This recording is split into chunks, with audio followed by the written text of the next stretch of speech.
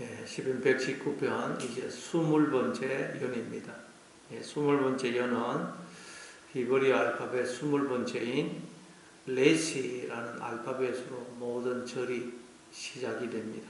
레시라는 알파벳은 머리, 어떤, 처음, 근원이라는 뜻입니다. 에베소서 1장 24절에 보면 교회는 그의 몸이니 만물 안에서 만물을 충만하게 하시는 자 이에 충만함이니라 그러죠. 교회는 그리스도의 몸이라는 것입니다. 그리고 그리스도는 즉 하나님은 우리의 머리가 되신다는 것.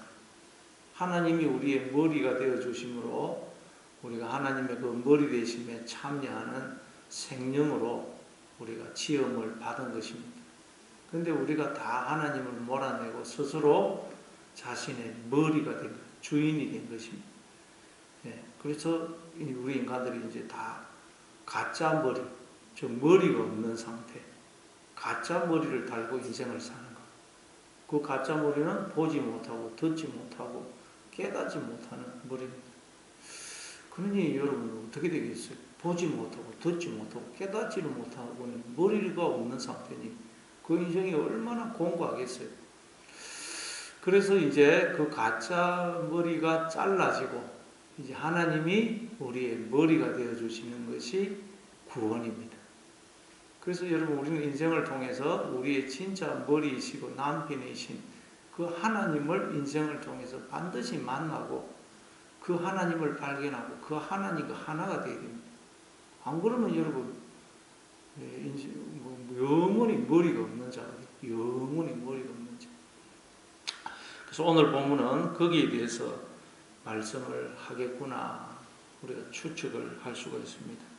그래서 153절에 보니까 나의 고난을 보시고 나를 건지소서 내가 주의 율법을 잊지 아니함이니이다. 그래요. 시인은 하나님께 나의 고난을 보시고 하나님 나를 건져달라고 그래요. 지금 시인은 아주 고난을 당하고 있는 것 같습니다.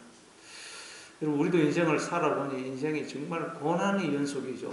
고난의 연속이에요. 욥기서 5장 7절에 보니까 사람은 고생을 위하여 났으니 불꽃이 위로 날아가는 것 같으니라.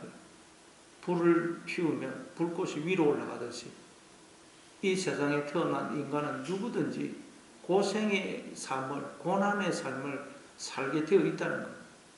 불교에서는 인생은 고해다 그러죠. 인생 자체가 고통의 바다라는 것입니다. 맞는 말입니다. 우리는 고생을 위해서 태어났다는 것입니다. 왜 우리가 이렇게 고생의 인생, 고난의 연속인 인생을 살아야 되는 것입니까? 바로 우리가 머리가 없기 때문에, 머리가. 가짜 머리를 달고 있기 때문에. 머리가 없으니 여러분 얼마나 인생이 고난의 인생이겠어요? 공고하겠어요? 보지도 못하고 듣지도 못하고 깨닫지도 못하니. 그래서 그 모세도 이스라엘 백성들을 출애굽에서 40년 동안 그들을 인도하면서 그 출애굽한 이스라엘 백성들이 다 광야에서 20세 이상은 죽어갔지 않습니까? 그래서 그 모습을 보면서 모세가 뭐라 그래요? 시편 90편 9절에 보니까 우리의 모든 날이 주의 분도 중에 지나가며 우리의 평생이 순식간에 다하였나이다. 우리의 연수가 70이요 강건하면 80이라도 그 연수의 자랑은 수고와 슬픔뿐이요 신속기간이 우리가 날아가나이다. 그 보니까 우리의 인생의 자랑이라 수고와 슬픔뿐이더라. 수고와 슬픔. 그것도 신속히 지나가더라. 신속히. 왜 인생이 이렇게 여러분 수고와 슬픔의 인생이냐? 바로 여러분 머리가 없기 때문에 머리가 말하자면 양이 목자가 없고 아이가 부모를 떠난 것입니다. 그러니 인생이 얼마나 공고하겠어요. 그래서 우리는 인생을 통해서 내가 나의 머리가 되고 내가 나의 주인이 되면 고난의 인생, 공고한 인생을 살 수밖에 없구나. 내가 나의 머리가 되면 안 되는구나.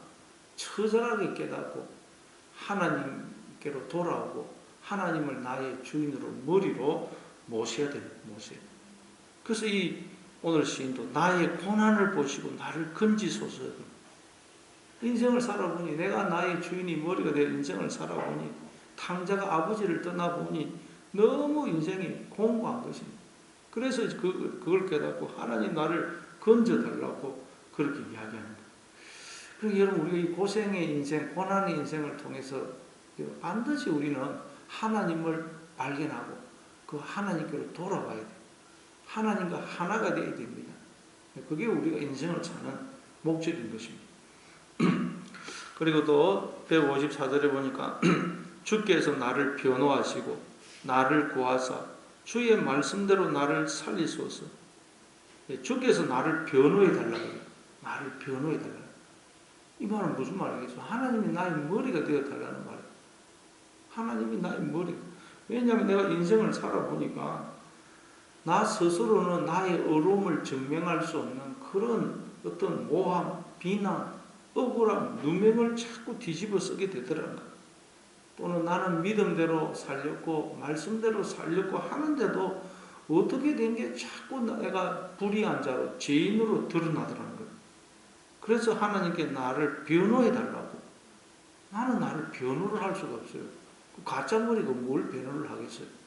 하나님이 나의 변호해 달라는 말은 나의 머리가 되어 주시고 나의 남편이 되어 주시고 나의 부모가 되어 주시고 나의 목자가 되어 달라는. 로마서 7장에 가면 이걸 율법이라는 남편과 그리스도라는 남편으로 설명하죠. 우리는 율법이라는 남편과 지금 결혼했다. 율법이라는 남편. 근데 그 율법이라는 남편은 나를 사랑하지 않고, 부부는 그게 사랑이 빠지면 뭐가 부부입니까? 그런데 법적인 관계로만 나를 대한다는 거예요. 남편들 분들 중에 그런 사람 있죠. 늘 보면 잔소리하고 감시하고 물건을 사면 왜 샀느냐, 왜 그렇게 비싸게 샀느냐, 집이 왜 이리 지저분하냐, 뭐 가계부 한번 보자 따지고 그런 사람이 있어요.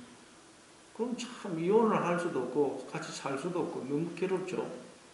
그래서 계속 율법이라는 남편이 계속 그렇게 이래라 저래라 잔소리 하니까 거기에 맞춰서 잘해보려고 하는가 하면 할수록 부족함은 드러나고 죄책감은 더 들더라고요. 그 율법이라는 남편이 누굽니까? 눈에 보이는 우리 진짜 남편일 수도 있고 바로 우리 이 여러분 그 율법이라는 남편이 바로 나거든요. 이 세상이고 다 그래 나고 그게 여러분. 그래서 우리가 하나님을 떠나 내가 나의 주인이 되어 살면 늘 그렇게 나는 죄인으로 드러나고 우리가 서로를 정죄하고 판단하고 그럴 수밖에 없다는 거예요. 그래서 로마서 3장 20절에 보면 율법으로는 죄를 깨달음이라 그러죠. 율법으로는 죄를 깨달음이라. 그러니까 여러분 율법으로 죄를 깨닫는다는 말은 하나님께서 우리가 스스로 주인이 되어서 머리가 되어서 인생을 살게 하시는 목적이 뭐냐? 나는 죄인이구나 하는 걸 깨닫기 위해서라는 거예요. 그러니까 뭐 쏙썩이고 애먹이는 남편, 뭐 또 자식 때문에 고통도 당했지만 내가 또 죄인이구나 깨닫게 되었다면 감사라는 거예요. 그런 목적으로 하나님께서 인생을 살게 하시고 그런 남편도 만나게 하시고 자식도 주시고 뭐 여러 가지 일들을 허락하신다. 목적이 뭐라고요? 내가 죄인이구나 깨달아. 율법으로는 죄를 깨달음이라 하지 않습니까? 그러니까 인생을 통해서 우리는 나는 죄인이구나. 나는 나의 머리가 되면 안 되구나. 나는 나의 주인이 머리가 아니건데 내가 머리가 되어 있구나. 깨달아야 돼. 그래서 우리가 하나님께로 돌아오는 것. 그게 인생을 사는 목적이라는 것입니다. 155절에 또 보니까 155절에 구원이 악인들에게서 멀어지면 그들이 주의 율례들을 구하지 아니함입니다. 그럼 여러분 악인들은 누구겠어요? 주의 율례들을 구하지 아니하는 사람. 주의 율례를 구하지 않는 사람이 악인이라는 거예요. 주의 율례를 구하지 않으면 뭘 구하겠어요? 자기의 율례, 자기의 뜻, 자기의 고집, 자기의 주장, 자기의 계획을 구하게 되겠죠. 그러면 구원이 멀어진다는 거예요. 멀어지. 근데 우리가 그러지 않습니까? 우리는 틈만 나면 내 뜻, 내 생각, 내 계획, 내 주장, 내 고집을 구합니다.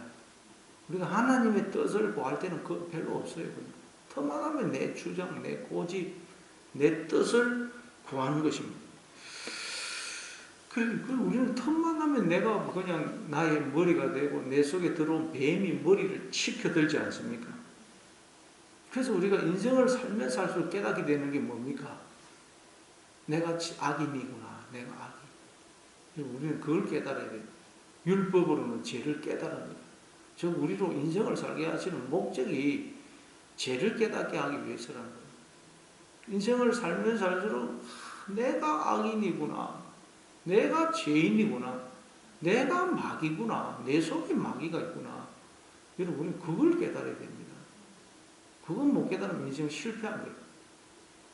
그래서 사도 바울도 고린도전서 15장 10절에서는 나는 사도라 일컬음 받을 자격이 없다. 교회를 박해한 사람이기 때문에 사도라 불림을 받을 자격이 없다. 그러다 또 그 뒤에서는 에베소서 3장 8절에 보면 나는 성도들 중에서 가장 작은 자보다 더 작은 자다. 성도라고 불림을 받을 자격도 없다.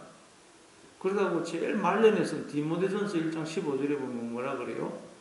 나는 죄인 중에 괴수다. 죄인 중에 우두머리다. 최고 그냥 우두머리 죄인이다. 그럼 이게 우리가 인생을 사는 목적이라는 거야. 다 내가 나의 머리가 주인이 되어 살지 않습니까? 그게 죄인이거든, 죄. 내가 악인이고 내가 죄구나. 그 가짜 머리를 성경은 죄라, 마귀라, 사탄이라, 또는 율법이라 그러는 것입니다. 그걸 깨달아야 돼요. 그걸. 그래서 156절에 여호와여 주의 긍휼이 많으오니 주의 규례들에 따라 나를 살리소서. 내가 죄인 중에 괴수예요. 그러면 우리는 어떻게 되겠어요? 내게는 하나님의 긍휼이 필요하구나 깨닫게 되고 그 하나님 앞에 긍휼을 구하게 되는 것입니다. 그리고 그걸 그렇게 되면 내가 하나님의 그 청량할 수 없는 긍휼 속에 있다는 걸 알게 돼요. 그래서 이 시인도 여호와여 주의 긍휼이 많으오니 주의 규례들에 따라 나를 살리소서. 그럼 나를 살리소서. 예. 또 157절에 보니까 나를 핍박하는 자들과 나의 대적들이 많으나 나는 주의 증거들에서 떠나지 아니하였나이다. 이 시인은 자기에게는 자신을 핍박하는 자들과 대적들이 많다 그래요. 우리도 인생을 살아보니 나를 핍박하는 자들, 대적들이 너무너무 많죠. 예. 근데 하나님께서 우리에게 대적들과 그 핍박하는 자를 허락하시는 이유가 뭐라 그래요? 나는 주의 증거들에서 떠나지 아니하여. 그래야 우리가 하나님의 증거에서 떠나지 않는다는 것. 즉 하나님께서 우리에게 대적들, 나를 박해하고 핍박하는 사람을 허락하시는 이유가 뭐냐? 쏙썩이는 남편, 자식들, 나를 괴롭히는 사람들 허락하시는 이유가 뭐냐? 고생의 연속인 인생을 살게 하시는 목적이 뭐냐? 그렇게 해서 나를 구원하기 위해서. 여러분 하나님께서 이스라엘 백성들을 애굽에서 구원해 내실 때 어떻게 합니까? 모세를 보내어서 재앙을 자꾸 내리죠. 근데 재앙을 내리면서 하나님 또 어떻게 하죠? 애굽 왕 바로를 강팍해요. 재앙이 심해지면 심해질수록 하나님께서 또 바로의 마음을 더 강팍해 하요. 그래서 바로가 강팍이 되어가지고 이스라엘 백성들을 더 학대하고 그냥 핍박하죠. 그러니까 여러분 이스라엘 백성들이 거기서 애굽에서 여기 못 살겠다. 그래가지고 애굽에서 나오게 되는 것입니다. 만약에 바로의 마음을 강팍하게 하지 않았다. 그럼 바로가 재앙을 이렇게 심해질 때마다 깨닫고 이스라엘 백성들을 박해하지 않고 핍박하지 않고 잘 대해줬다. 야 여기서 너희들 잘 살아라. 잘 대해줬다면 이스라엘 백성들은 절대 애굽에서 나오려고 하지 않았을 것입니다. 거기서 여기 살기 좋다. 꿈꾸면서 거기 계속 살았을 거예요. 그런데 하나님께서 바로의 마음을 강팍해 가지고 바로가 자꾸 학대를 하고 핍박을 하니까 여기서는 못 살겠다. 도무지 못 살겠다. 나가야 되겠다. 그래서 그들이 애굽에서 나오게 됐다. 여러분 하나님께서 우리에게 핍박하는 자, 나를 힘들게 하는 사람, 쏙썩이는 사람, 괴롭히는 사람을 왜 허락하신다고요? 애굽에서 우리를 건져내시려고, 우리를 구원하시려고. 그런가? 그래서 여러분 핍박하는 사람, 나를 속썩이는 사람, 애먹이는 자식, 남편, 주변의 사람들을 허락하신다. 안 그러면 절대로 우리는 애굽에서 안 놉니다. 야, 여기 살기 좋다. 애굽이 뭡니까? 내가 왕이 되어서 나를 다스리는 상태. 그 나라 애굽이죠.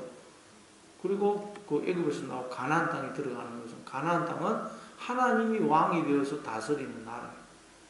거기에 우리는 가나안에 들어가야 되는데 애굽에서 안 놉니다. 그래서 하나님이 우리에게 핍박하는 자, 대적들을 허락하십니다. 여러분 핍박하고 대적하고 속썩이고 애먹이고 상처주는 사람, 하나님이 나를 애굽에서 건져내시려고 허락하셨구나 생각하고 참 감사하게 생각하시고 감사하게. 158절 주의 말씀을 지키지 아니하는 거짓된 자들을 내가 보고 슬퍼하였다. 여기 갑자기 또 주의 말씀을 지키지 않는 거짓된 자들을 보고 슬퍼했다. 우리가 슬퍼해야 될 게 뭡니까? 주의 말씀을 지키지 않는 자들 볼 때 슬퍼해야 돼. 근데 우리도 주의 말씀을 지키지 않죠. 그러니까 여러분 우리가 슬퍼해야 될 건 딴 게 아니라는 거예요. 말씀을 지키지 않는 나, 이렇게 신앙생활 오래 했는데도 변화가 안 되는 나, 늘 고집불통인 나, 그런 내 모습을 보고 슬퍼해야 돼요. 말씀에 순종하지 못하는 나, 말씀에 순종해가지고 정말 우리가 사랑을 해야 되는데, 아내를 사랑하고 자녀를 사랑해야 되는데 사랑하지 못하고 내 고집 부리고 성질 부리는 내 모습을 볼 때마다 우리는 하나님 앞에 통곡해야 돼요. 슬퍼해야 돼요. 울어야 됩니다. 근데 우리는 엉뚱한 것으로 울죠. 그런 것으로는 안 울고, 뭐 자식이 대학에 떨어지고, 뭐 병에 걸리고, 뭐 사업에 실패하고, 뭐 집이 작고, 뭐 그런 것으로 슬퍼하지. 말씀을 지키지 못하는 나, 변화되지 못한 내 모습 보면서 통곡하고 그러지 못해요. 그래서 예수님도 십자가를 지고 올라갈 때 여자들이 슬피 우니까 예수님 뭐라 그럽니까? 예루살렘 딸들아, 나를 위해서 울지 말고 너희와 너희 자녀들을 위해서 울어라. 그러죠. 그것들을 보면 예수님 지금 고난을 당하시고 십자가의 죽음을 향해 올라갔어요. 얼마나 안 됐습니까?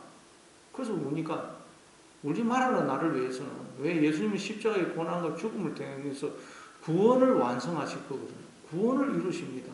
죽을 일이 아니에요. 그 슬퍼할 일이 아닙니다. 오히려 고난의 인생을 살면서도 전혀 깨닫지 못하고 하나님을 깨닫지도 못하고 회개하지도 못하는 그런 내 모습을 보면서 놀라는 거예요. 오늘 우리가 될 거, 설교해야 될 게 뭐라고요? 변화되지 않는 내 모습, 여전히 고집 부리고 내 고집대로 내 성질대로 살고 있는 내 모습 볼 때 우리는 울어야 돼. 왜? 하나님 머리가 없는 상태예요. 머리가 없는 가짜 머리를 달고 있는 상태 아닙니까? 하나님이 나의 머리가 되어줘야 되는데 가짜 머리 달고 있으니 기가 찰 머리 아니에요. 머리가 없다고 그러면 어떻게 되겠어요? 그 모습 보고 우리는 울어야 돼요. 하나님을 모르는 영혼들 볼 때 울어야 돼요. 딴 거 보고 울면 안 되고 하나님 없는, 하나님을 알지 못하는 영혼들을 볼 때 울어야 돼요. 머리가 없이 살아가고 있으니. 그리고 159절 내가 주의 법도들을 사랑함을 보옵소서. 여호와여 주의 인자하심을 따라 나를 살리소서. 주의 법도들을 사랑함을 보옵소서. 또 이렇게 이야기해요. 이제 이 시인이 법도들을 사랑한다는 말은 하나님을 사랑하게 되었다. 인생을 통해서 여러분 우리가 깨달아야 될 게 뭐라고요? 하나님의 사랑을 깨닫고 그 하나님의 사랑으로 하나님과 이웃을 사랑하는 것. 그게 우리가 인생을 사는 목적입니다. 목적.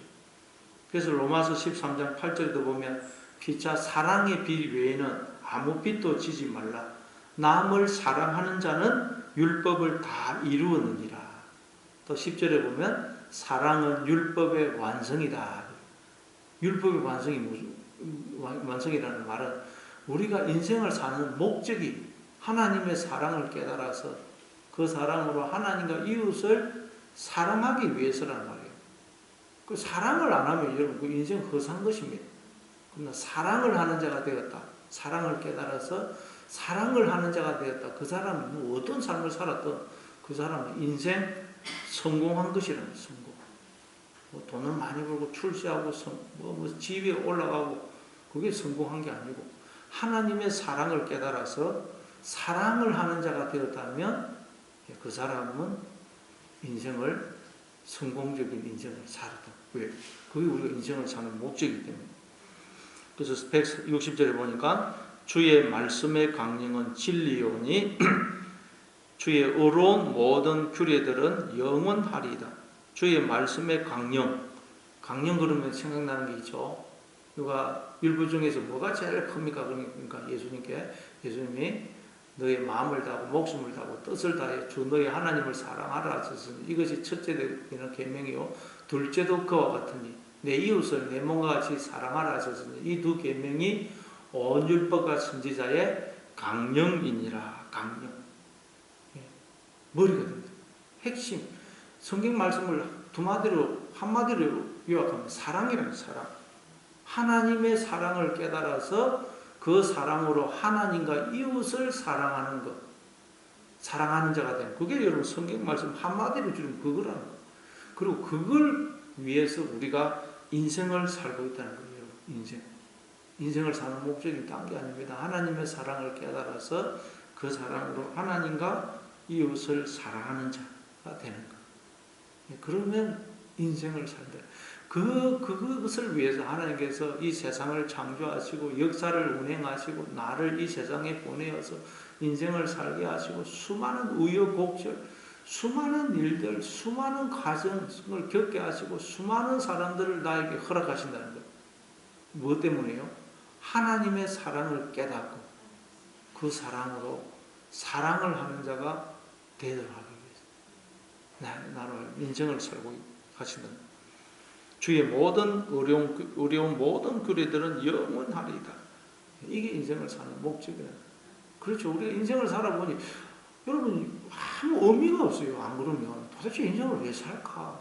이 인생을 고난의 연속인 인생을 왜 살아야 되나? 아무 인생에 의미가 없어요. 그런데 이게 우리가 인생을 하나님의 사랑을 깨닫게 되면 그렇죠. 사랑이 없으면 인생을 살 이유가 없어요. 그래서 우리는 이 인생을 사는 목적은 하나님의 사랑을 깨닫고 사랑을 하는 자가 되는 것. 오늘도 여러분 그래서 우리가 사랑을 깨달아야 돼요. 우리는 십자가에서 드러난 그 청량할 수 없는 하나님의 사랑을 받고 있습니다. 그런데 그걸 모르고 있는 거죠. 오늘도 여러분 하나님의 이 사랑, 십자가를 통해 드러난 그 사랑, 영원토록 자신을 나에게 무조건적으로 주시는 그 하나님의 사랑, 그 사랑을 내가 받고 있다는 걸 깨달아서 그 사랑으로 오늘도 하나님과 또 나의 주변에 있는 사람들을 사랑하며 살심으로 하나님 나라가 펼쳐지는 여러분 되시기를 바랍니다.